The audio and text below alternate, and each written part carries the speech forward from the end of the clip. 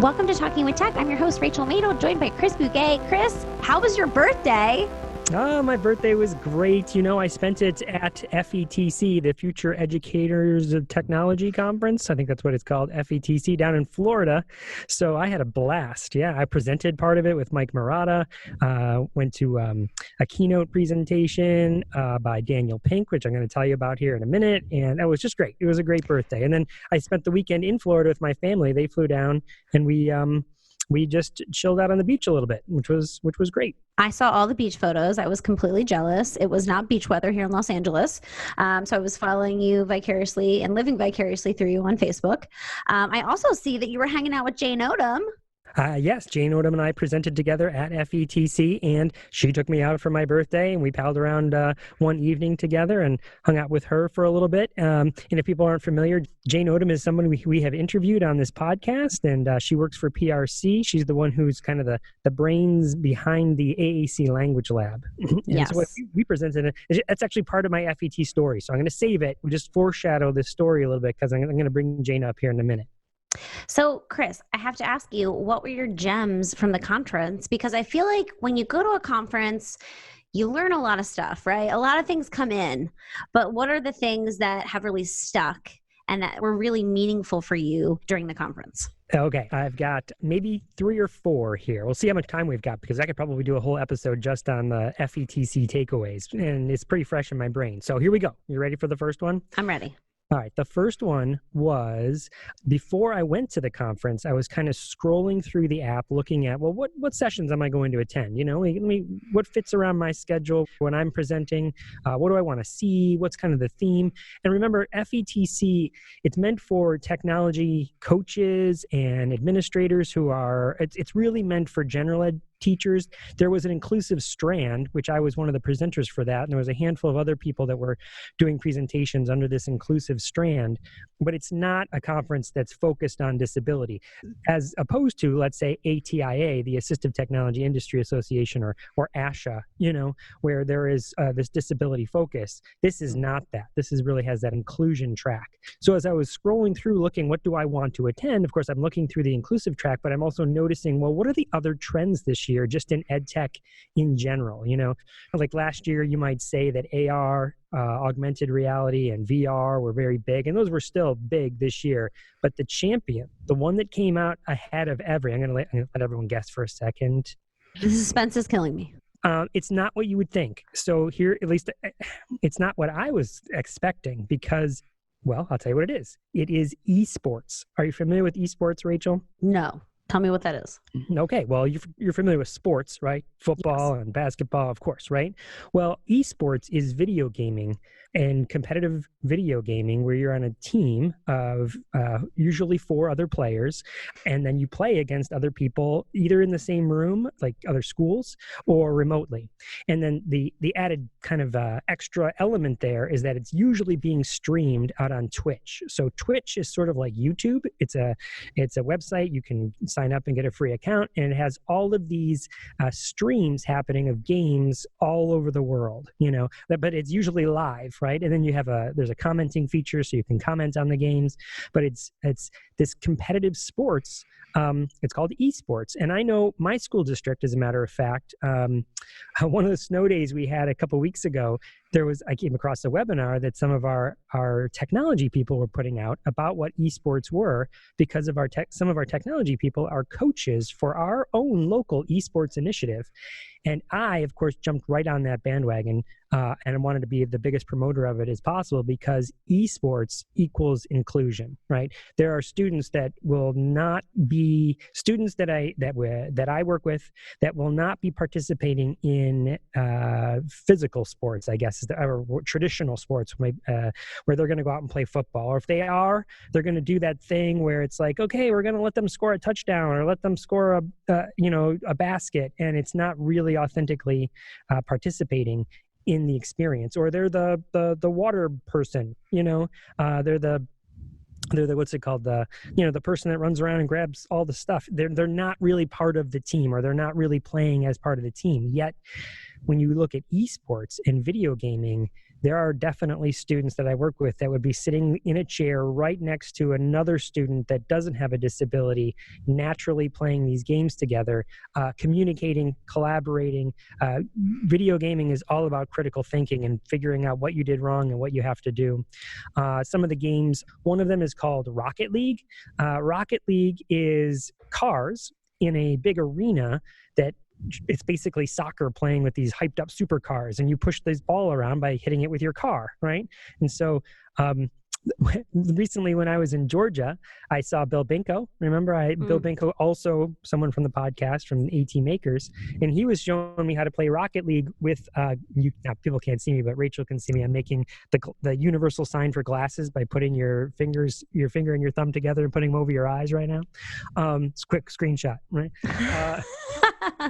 But Bill had made glasses that you could control the Xbox controller with your head using these glasses to control your car to play Rocket League. And so just this whole convergence, esports is the new big thing, and there are lots of scholarships. I think I heard that video games surpassed the movie industry a couple of years ago, maybe 5 to 6 years ago, in how much revenue it makes, the video games.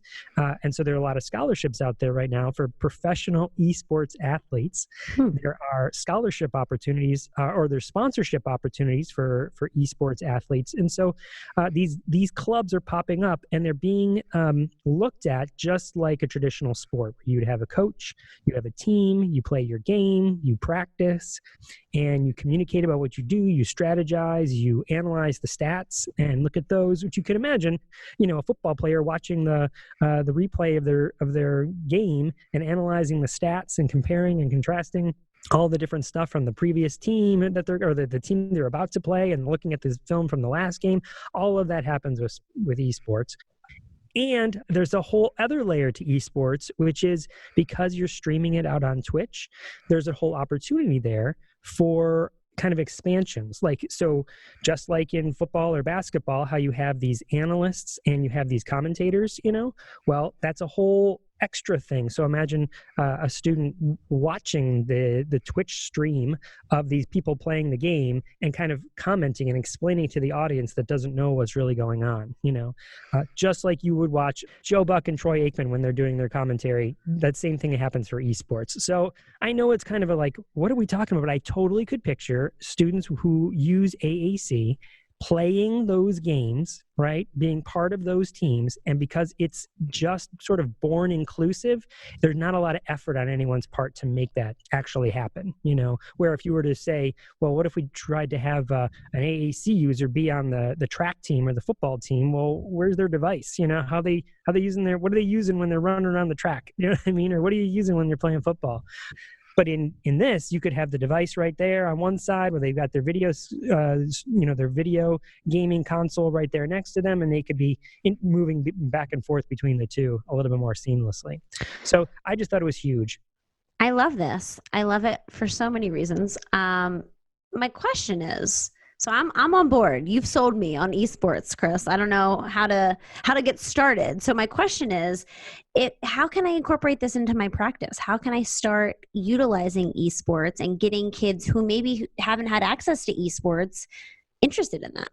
Yeah, well, so practice-wise, I think a very low-hanging fruit would be to subscribe to Twitch and understand how that works. It's like any other website where you can go in and create an account, right? It's really no different than Google or anything else.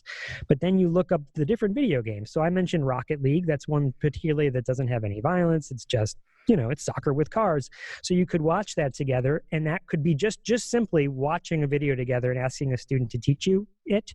And then talking about if we're talking about core vocabulary, well, of course, you know what I mean? It's go and stop and hit and win and lose and this way and that way and all that kind of stuff. So that, like I said, that's just a simple, easy way to get interested in it and get a student interested in it would be to watch some other people play. And that's a whole nother phenomenon. Who would think you'd have whole systems set up to watch people play video games, but it's continuing to grow, So that's one way. And And then the second way would be to, especially if you're doing home visits, you could actually, that could be part of your, your therapy, is to play the game with the student. And then of course there's screenshots and there's all sorts of ways you can make video gaming parts of your therapy. I love this. Well, let's keep going with all these gems of wisdom. What else did you learn at FETC? Okay, so besides tons and tons and tons of sessions on esports and a whole esports lounge in the vendor hall, which I did spend some time in the vendor hall talking to so many different people, the next big takeaway and kind of aha moments were happened to me during the keynote presentation. So the keynote presentation this year was from a guy named Daniel Pink. Have you heard of Daniel Pink? I have not, no.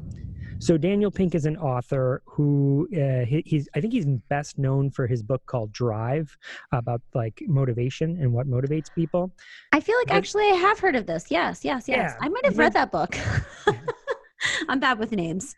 Well, his most recent book is called When, and it's all about the timing of things. And he was equating some of the research that he did from all these different disciplines. And that got me right there, is that I love looking at research from different disciplines and infusing it into my own practice in educational practices and what we do as therapists and coaches.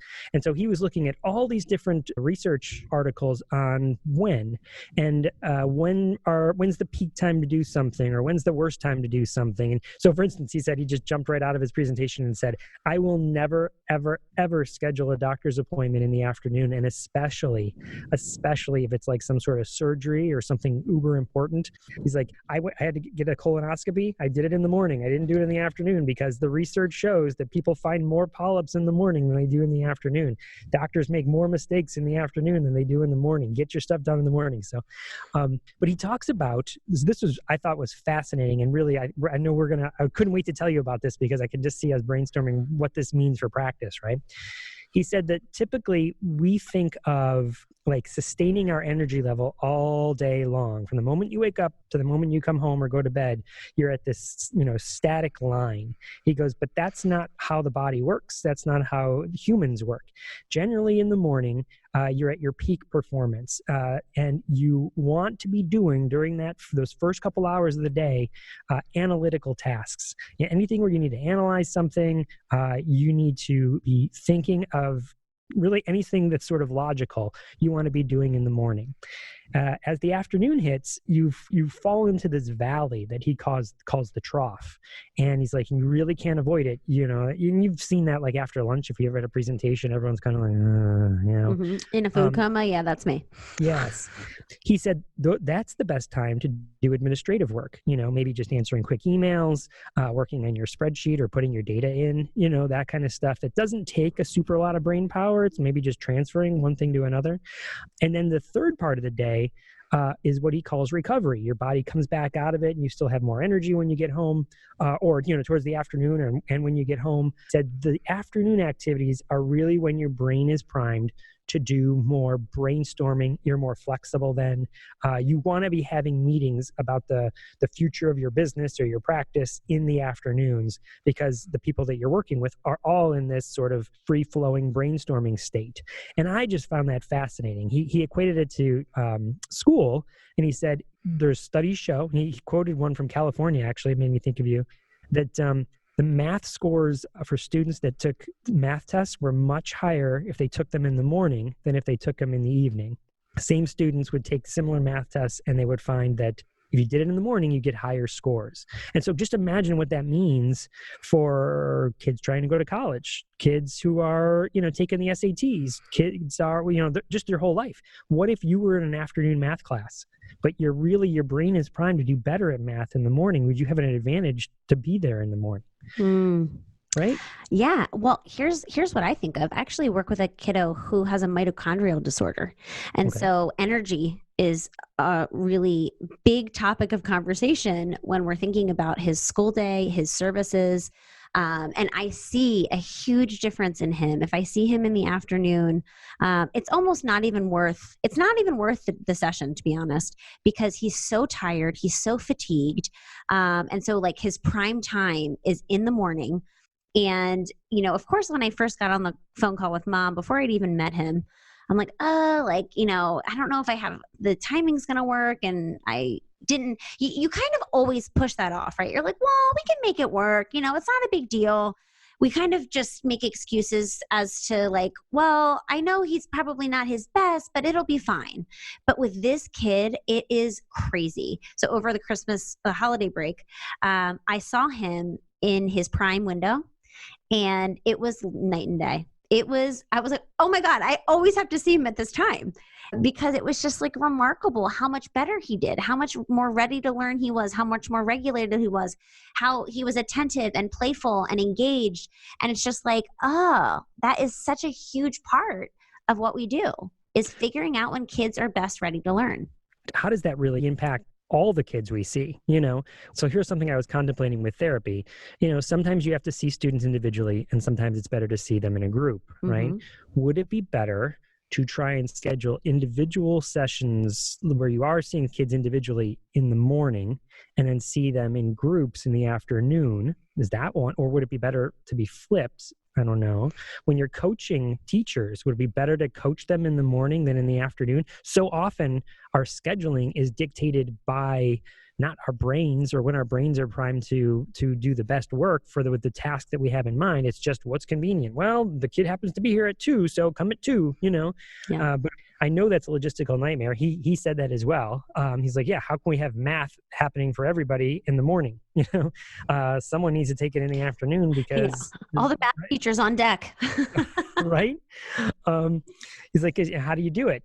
But we should, that we should be looking at how to do that. He said something else that was really interesting. I thought younger kids, as so many people know, and you might remember when you were a little kid, you wake up early, right? And you're bugging your mom by jumping under bed. Come on, Mom, Dad, get up. He's like, but then you get to high school and you're like, don't get me up before 10, don't wake me up early. He said the research here is, again, very, very clear. High school students, they sleep longer in the morning. Therefore, we should let them sleep. Their brains and their body rhythms just go that way. Do not have school before 8:30. 9:15 is even better. He's like, I'm not saying we start at 2 in the afternoon, because that's during that downtime, but between really 8:45 and 9:15 is when we should start school. He said the national average for when high school starts right now in the United States is 8:03 in the morning. So I know our school district, we don't start until 9. But if you're a school district that doesn't start till, starts before that, you're working against that kind of high school brain where they need to sleep more. And that also got me thinking about coaching and students and working with families, which is, well, okay, I'm gonna get my day started at 8. So I'll be at your house at 8, or come to my office at 8, or let's do the session at 8 o'clock. Well, if it's a high school student, maybe you shouldn't, maybe you should wait till after the 9 o'clock hour, because they need to sleep more. Well, I think, and like you said, this is kind of a logistical nightmare. And everyone listening is probably like, sure, Rachel and Chris, like, sounds really great, but like not realistic. But what I will say is, if you have the opportunity and the flexibility in your schedule, which sometimes we do, right? We have we have 3 kids who are absent, and we have this huge gap in time. And it's like, oh, wow, look at all this time that I have that I didn't think I was going to have this morning. My schedule is different. I would encourage you guys to pull the kids that, perhaps if it's in the morning, you pull the kids that you typically see in the afternoon, just as a way to gauge, does it make an impact? Because for some kids, maybe it doesn't, but for some kids, it probably will. And so I would just encourage you guys to start thinking outside of the box a little bit. It's not to say that you could always see all of your kids the times that you think that they would perform optimally, but it is really important. I'm thinking too about a kiddo. I'm working with an insurance company right now who's trying to discharge this child for not making enough progress, which is the craziest thing. I feel like I could have an entire episode dedicated to a rant about how absurd that is. But because they're only looking at standardized test scores. They're not looking at actual objective measurements on the goals that we've set and that he's achieved. So, of course, he's up for re-eval in a few months. And I'm like, oh my gosh, I'm thinking about everything. I'm like, he needs to come. When's his prime time? Like, he needs to have breakfast in his belly. He needs to come when he's like prime focus, because I really need to show on the standardized assessment that this child has made progress. And so it's just like, this is actually very relevant in my brain right now, because I just spoke with the mom a few days ago, and we were brainstorming about how are we going to achieve optimal results here, because that's really what we need. So there's one other thing that Daniel Pink had to say that I thought was particularly fascinating, and that was this. He said, humans tend to kick at the end. The old analogy, or the old phrase that my wife uses all the time, is the horse smelling the barn. You know, she's an old runner, veteran runner, and she's run a little bit faster at the end to cross the finish line. And the same thing with a horse, runs a little bit faster to get into the barn at the end of the day when they're coming back to the stable. And he said that's so true in humans in general. He said a study was done with Hershey Kisses, where the first group of people were given 5 Hershey Kisses, but they didn't tell them that the last kiss was going to be the 5th kiss. And they asked them to rate the Hershey Kisses. So here's Hershey Kiss number 1, rate it. Number 2, rate it. Number 3, same kisses, right? Number 4 and number 5. And they didn't know that that was the last one. And then they gave another group of people the same thing, and they said, here's Hershey Kiss number 1, here's Hershey Kiss number 2, please rate that. Here's number 3, number 4, and here's your last Hershey Kiss. And so the only variable difference, because the chocolate was the same, was one, they didn't tell them that this was the last one, and one group, they did say this was the last one. And so you can guess what the results were, is that they looked at the results. The first Hershey Kiss, everyone rated it the same. Second, third, fourth, all the same. In the 5th Hershey Kiss, the group that knew it was going to be their last rated it much higher than the people that didn't know it was going to be their last. And he said that's evidence that we kick to the end. We shouldn't just kind of roll into an ending. We should have some sort of great punch there. You know, the same thing with lessons or therapy or some sort of learning experience. Think of it as a beginning, a middle, and then let people know when the ending's coming, because they will work a little bit harder because they know the ending is in sight. Ooh, so I have a few things to say to that. One, my mouth is watering for Hershey Kisses, so thanks, Chris. I need chocolate now. 2, I went on a trail run this morning. Such a beautiful morning. It was like kind of a little bit overcast, but the sun was peeking out, and I did the exact same thing, and I actually thought about it. I'm like, this is so funny about myself. At the end of every run, I always push a lot harder when I know it's going to be over. But so I think this is an important reminder when we're working with kids, telling them, you know, we only have 10 minutes left, or this is the last activity we're going to do, because I do think that we tend to, as human beings, push a little bit harder when we know that the end is in sight. Another reason to utilize visual supports for kids, because 5 more minutes or 10 more minutes might not mean anything to a child who doesn't understand time concepts.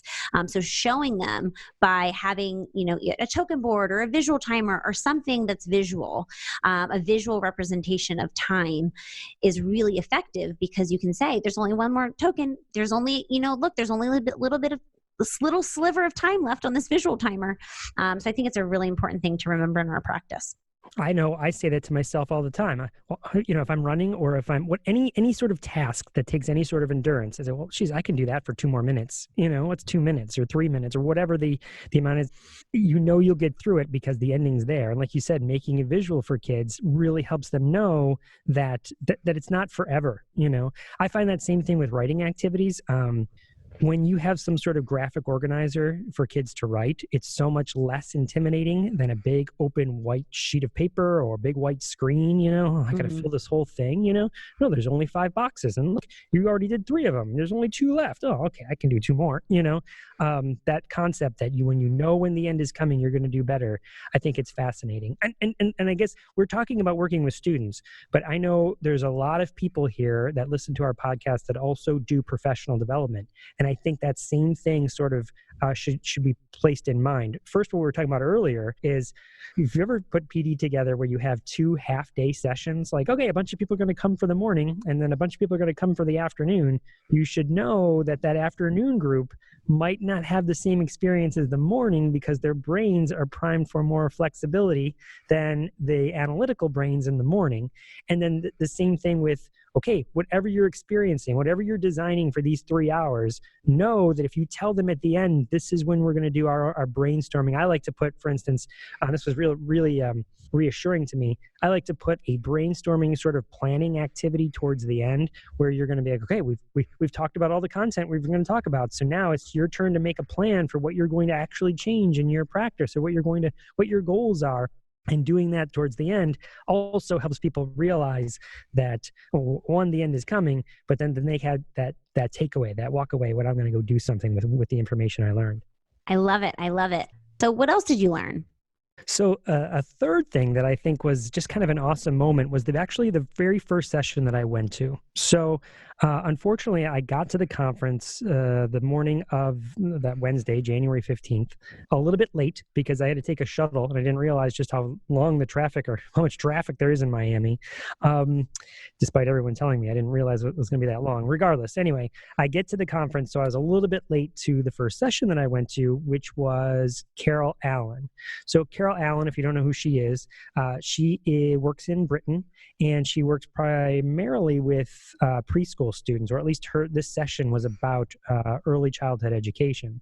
And she showed a bunch of different apps and a bunch of different tools, and she talked a little bit about how you don't wait to introduce technology. And she wasn't even referring to AAC, or she was just mentioning, like, if you think a student might need writing support down the line, then let's give them writing support even in the preschool ages, so that they can introduce them to tools that are well beyond their use, but they'll figure it out. Like she was talking about a reading pen, for instance, where you take a pen and you scan over some words and it says it out loud.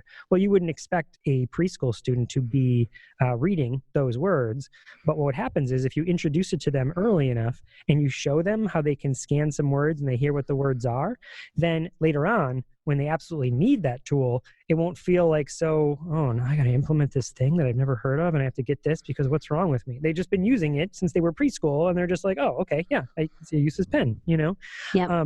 So she was making that point. What I really want to tell you about that session was a video that she showed. So I'm sitting in the back of the room because I came in a little bit late, and I actually sat right next to Kelly Suding. So Kelly Suding is one of the patents people that is in Indiana. She's on Twitter. You can find her. And her and I have known each other for many years. When I went to the Access to Education conference, she's one of those people that put that on. She's going to be doing the AT Feud at ATIA. She's one of the team captains, right? So anyway, she was in that, I walked into the back and she was sitting at that same table that I, sidled up to. And I was like, Kelly, how's it going? She's like, oh, it's great. So we're sitting there watching Carol's presentation, and Carol brings up this video called How to Train Fleas. Have you heard this video? No. I need to look it up. So what it shows is this kind of doctor-looking person bringing over a jar, and he puts the jar on the table, and he says, this video is how to train fleas. And Kelly and I look at each other like, what is this? And he goes, you take some fleas and you put them in the jar, and then you take a lid and you put it on top of the jar, and then you let the fleas sit for 3 days. And then the person walks away, and it's like 1, 2, 3 days. Come back and open the jar. The fleas will no longer jump any higher than the lid that you put on the jar. And the fleas have become trained not to jump out of the jar. And beyond that, their offspring will no longer jump higher than the jar, higher than the lid of the jar. It'll genetically be passed on to their kin, that this is as high as they can jump, the lid of the jar. And Kelly and I looked at each other and our jaws dropped, like, yes, this is what we say. I know this is how I kick off most of my presentations about having the right mindset and not limiting people, right? Do not be the lid of the jar, Yes. And Kelly says the same thing. We have a very similar mindset. So we just kind of looked at each other like, this is the best video we've ever seen. I got to find it. And I know Luke will find it and put it in the show notes for us, because it was just, that's such an eye-opening. Like, when you are the lid of the jar, it means people can only jump so high. So don't be that, Yeah. Wow. Who knew that a flea video could teach us so much? Yes. I love that. I love that. Everybody listening, don't be the lid. Don't be the lid. We should get t-shirts. So now, beyond my flea video and talking about the traffic in Miami and talking about the power of when, there was some very specific AAC stuff that I think it's really important to go to sort of general ed focused conferences and focus on inclusion and inclusive practices to kind of merge those two worlds, and so Jane Odom was there. Like I said, we presented together on robots, and I'm going to tell you about that in a little bit, because Jane and I recorded a little bit for the podcast. We're going to play her interview here in just a minute. It's just a short 7 minutes of kind of something that transpired at FETC, where Jane and I did some work with Apple. But before that, I want to tell you that Jane and I did pal around a little bit, and we spent some time in the vendor hall, going from booth to booth, just talking to the vendors and really asking them very specific accessibility questions. And because it's a general ed conference, some of them were all over it. So, for instance, we asked, can you control the iPad using switches? Your whatever your app is it coded in a way that you could access it with switches? We looked at some companies that Makey, for instance, does. It's like an interface that also works with switches. Makey is like a little circuit board that has these alligator clips that come off of it, wires with alligator clips at the end, and you can clip those alligator clips onto different things to make them touch activated. So the famous one is like Play-Doh or bananas, right? And the reason that's so exciting is that those things can become switches now. So if you hit the Play-Doh, or if you hit the banana, that activates whatever it's connected to. Well, the back end of a Makey, so if you start with the alligator clips and it goes from the wire over to the circuit board, well, then what's it connected to? What's the other end connected to? Well, that end is a USB. So it's usually plugging into a computer of some sort.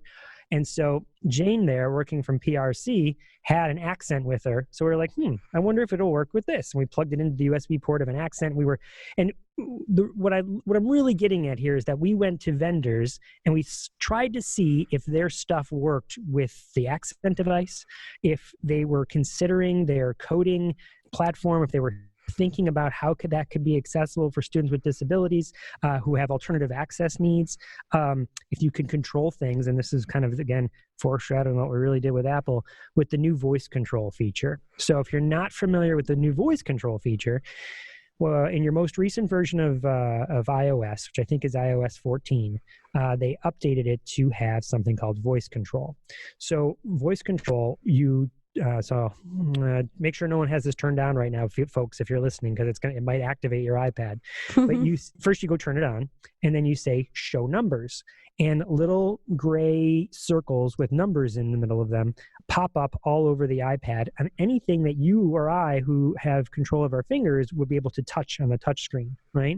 And so someone now can control the iPad by saying tap number 4. And that would activate whatever's on the screen. And so Jane and I got super jazzed about this, but we wanted to make sure that it actually worked with, in her case, the accent that she happened to have there, and trying it with that kind of synthetic voice, and we were happy to report that it does. Just like in very similar ways, people have tested out AAC devices and voices to control their Amazon Echoes or their Google Smart Home. It can now also control your iPad. And we get into it a little bit here in the interview. And again, this is a very short interview. It's like I was thinking of it for a small talk, but because Rachel, I ranted so much about FETC and I couldn't control myself, we're just going to play it here at the end of this episode. There's some huge implications here for the world of people who cannot control iPads by touching the screen, or even with switches. If they can use their voice or an augmented voice or an alternative voice, they can now control the iPad. And that is if the apps are designed that way. Many are. We found some glitches with some apps that, yes, the numbers would come up, but there's still some drag and drop components that don't work right because it is very new. I think it came out in September. iOS 14 came out in September of 2019. So Jane and I talk about some of the implications here, particularly with jobs, what that could mean for learning how to code, learning all sorts of different things that relate to getting people into the workforce. Man, I love this. I'm so excited to hear this interview with Jane Odom. Before we head into the interview, Chris, let's talk about our Patreon. Yes. Because we now have a Patreon that people can go to, sign up for, and support the podcast. So Rachel, if people are interested in signing up for Patreon, what do they do? So you can go to our Patreon site, which is patreon.com/talkingwithtech, or you can go to our bit.ly link, bit.ly/TWTpod. So when you click on that link, what do you see? So you'll see our core members group, which is $8 per month. You hit select, and then it takes you to a page to sign up. Once we get to 50 members, we're going to open up new levels of our Patreon where we're going to offer lots of bonus content, potentially Q&A with Chris and I. We're really interested in creating a community around this podcast. Right now, Chris and I talk to you every week, and we love that you listen, but we want to hear what you guys have to say. We want it to be more of a conversation, and so we're really excited to have launched this Patreon. So please, please, please go to patreon.com/talkingwithtech, and you can sign up and you can support our podcast. Rachel, $8 a month, that's like $2 an episode. I mean, if we put out 4 episodes a month, I mean, it's only $2 an episode. Is that about right? That's exactly right. I mean, you spend double that at least when you go to Starbucks and order a coffee. So we would really appreciate your support. And honestly, we have an entire team that helps make this podcast possible. We have an audio editor, Michaela. She's wonderful. We have a producer, Luke Paget, who does amazing stuff for our podcast behind the scenes. And so we really want to be able to support them as well. So we would really appreciate your guys' support. So one more time, what's the link? It's patreon.com/talkingwithtech. Or, of course, you can go to our bit.ly link, bit.ly/TWTpod. So without further ado, here's my interview with Jane Odom at FETC 2020.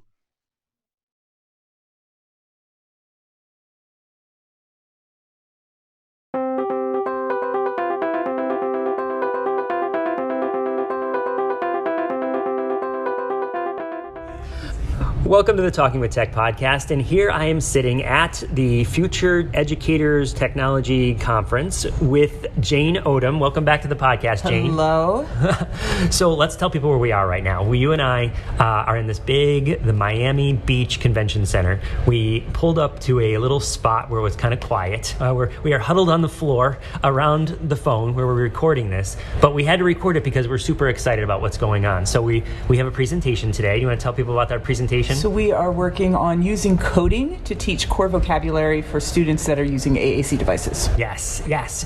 People who've listened to the podcast have heard me and Rachel talk about this before, that you could make the argument maybe that literacy has been sort of an afterthought, and we're all trying to play catch up. You know, when I say we're all, meaning the country and maybe the world. And computer science is that sort of new thing that we don't want people with disabilities to be kind of left behind that, and that be also an afterthought. So here we are at this conference trying to promote that, and future conferences. We're going to be 2 weeks from now, we're going to be down at ATIA presenting as well.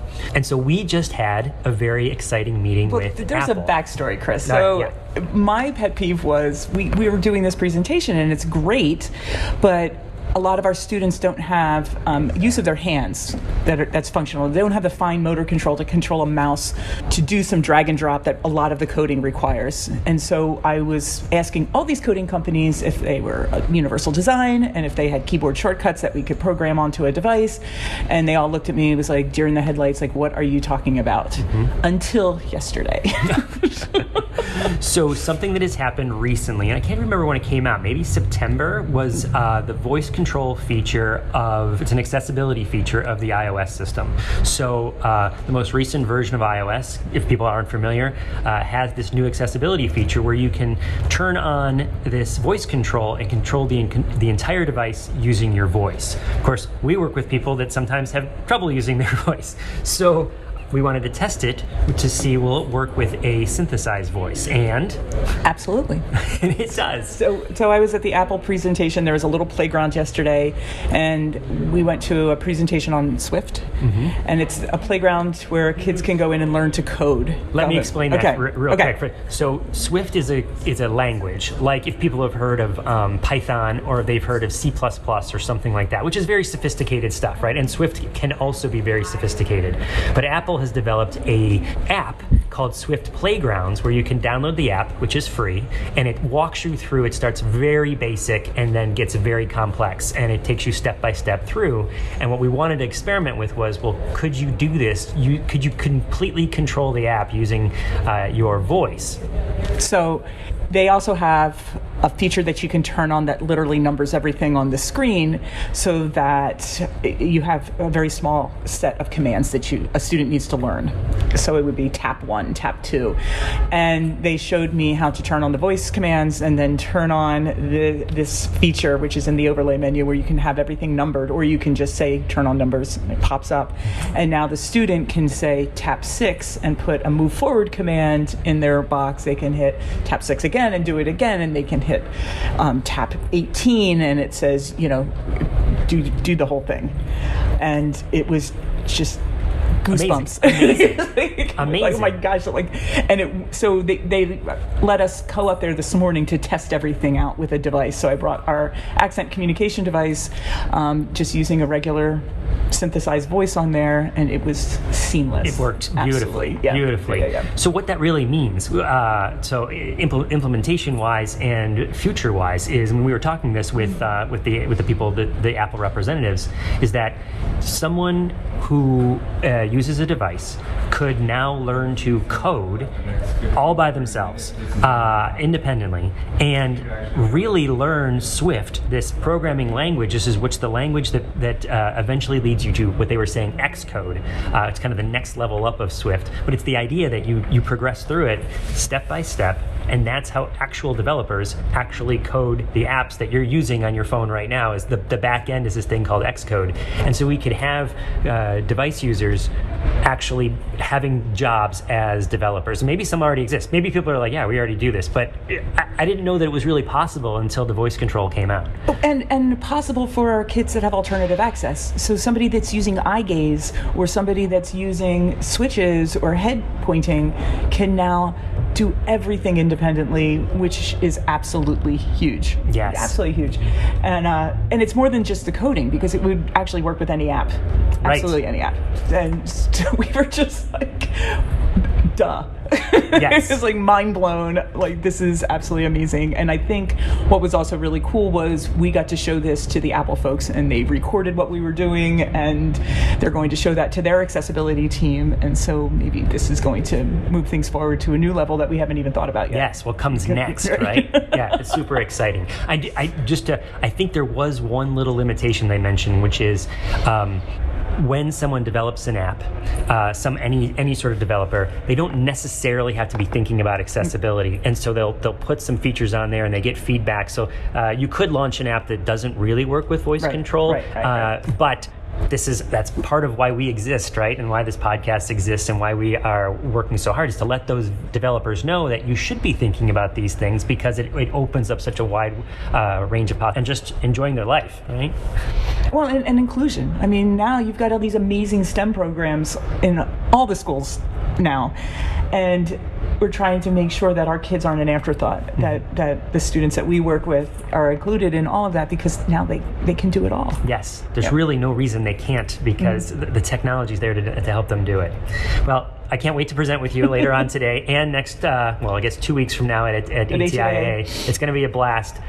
We'll keep trying to record little things like this and let people know how it's going. If you can't make it to ATIA, if you're not here at this particular conference, so this way that people can keep learning how there's this a webinar stuff. That needs to happen, right? Yeah, that's right. We could totally put a webinar out to kind of show people how this can work. Yeah, absolutely. Well, thank you, Jane, for coming back on the podcast, and we'll talk to you soon. All right, cheers.